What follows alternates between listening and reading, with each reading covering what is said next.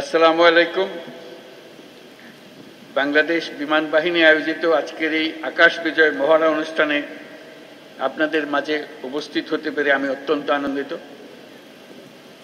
এই মহড়া কেবল একটি সাময়িক অনুশীলনই নয়, এটি আমাদের সার্বভৌমত্ব রক্ষায় বিমান বাহিনীর পেশাদারিত্ব এবং দক্ষতার পরিচয় বহন করে।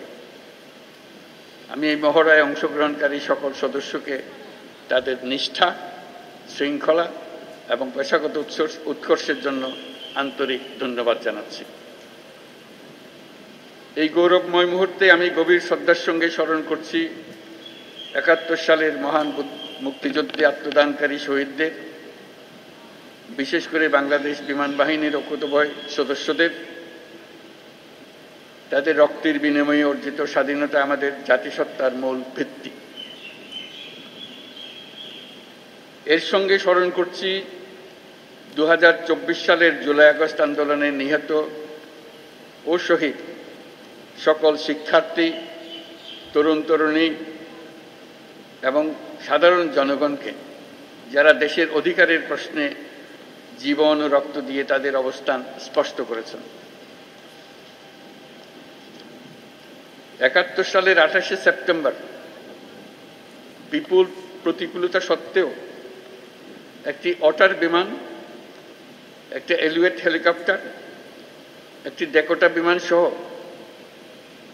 ৫৭ জন সদস্য নিয়ে জন্ম নিয়েছিল কিলো ফ্লাইট, যা বাংলাদেশ বিমান বাহিনীর নিউক্লিয়াস হিসেবে চিরস্মরণীয় হয়ে থাকবে। যার নামের আদ্যক্ষর দিয়ে এই কিলো ফ্লাইটের নাম করা হয়েছিল, সেই জীবন্ত কিংবদন্তি এবং মুক্তিবাহিনীর ডেপুটি চিফ অফ স্টাফ বীরোত্তম এয়ার ভাইস মার্শাল এ.কে খন্দকারের নামানুসারে সম্প্রতি এই বিমান ঘাঁটির নামকরণের মাধ্যমে আমরা তাকে প্রাপ্য সম্মান দেওয়ার চেষ্টা করেছি। বর্তমান বিশ্বের দ্রুত পরিবর্তনশীল প্রযুক্তির সাথে তাল মিলিয়ে চলার জন্য আন্তর্জাতিক মানসম্পন্ন প্রশিক্ষণ ও অনুশীলন অপরিসীম গুরুত্ব বহন করে।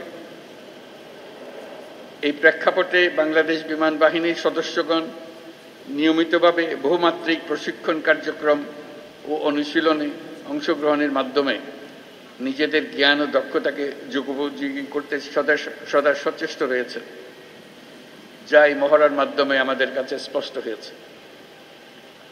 দেশের সার্বভৌমত্ব ও স্বাধীনতার প্রতি যে কোনো চ্যালেঞ্জ মোকাবেলায় একটি আধুনিক ও সদাপ্রস্তুত বিমান বাহিনী গড়ে তোলার লক্ষ্যে আমাদের প্রচেষ্টা অব্যাহত থাকবে। বাংলাদেশ বিমান বাহিনী সময়োপযোগী পরিকল্পনা ও দূরদর্শী নেতৃত্বের মাধ্যমে সমসাময়িক ভূ রাজনৈতিক পরিস্থিতি ও কার্যকর আকাশ প্রতিরক্ষার পাশাপাশি বিস্তীর্ণ সমুদ্র এলাকায় নিশ্চিদ্র নিরাপত্তা প্রদানের লক্ষ্যে কাজ করে যাচ্ছে। আমি জেনে খুশি হয়েছি যে বাংলাদেশ বিমান বাহিনী দেশীয় প্রযুক্তি ব্যবহার করে স্বয়ংসম্পূর্ণভাবে বেসিক ট্রেনের বিমান আনম্যান্ড এরিয়াল ভেহিকল তৈরি করেছে, যা বিমান বাহিনীর উদ্ভাবনী সক্ষমতা, আত্মনির্ভরতার প্রতীক।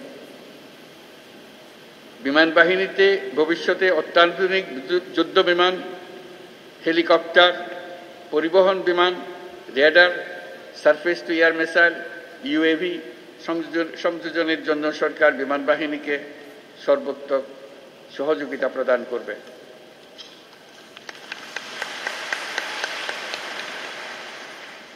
আজকের এই অনুশীলন বাংলাদেশ বিমান বাহিনীর আত্মবিশ্বাস, প্রস্তুতি এবং অর্পিত দায়িত্ববোধের বাস্তব রূপায়ণ। এই জন্য আমি আবারও আপনাদেরকে ধন্যবাদ জানাচ্ছি। এছাড়াও আমি বর্তমানে দেশের বিমানবন্দর সমূহের সুষ্ঠু পরিচালনা ও নিরাপত্তার দায়িত্বে নিয়োজিত বিমান বাহিনীর সদস্যদের ধন্যবাদ জানাচ্ছি।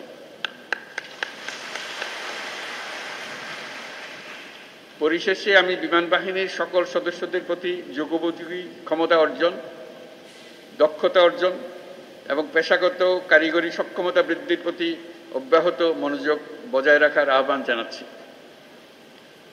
দেশপ্রেম ও পেশাদারিত্বেই আগামী দিনের নিরাপদ, ও সমৃদ্ধ বাংলাদেশ গড়ার মূল ভিত্তি।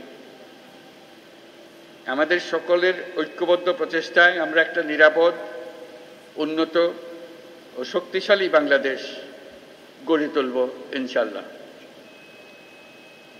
আপনাদের প্রতি জাতির আস্থা ও ভালোবাসা অটুট থাকুক, এই কামনা করে আমার বক্তব্য শেষ করছি। মহান আল্লাহ আমাদের সহায় হোক। আল্লাহ হাফেজ।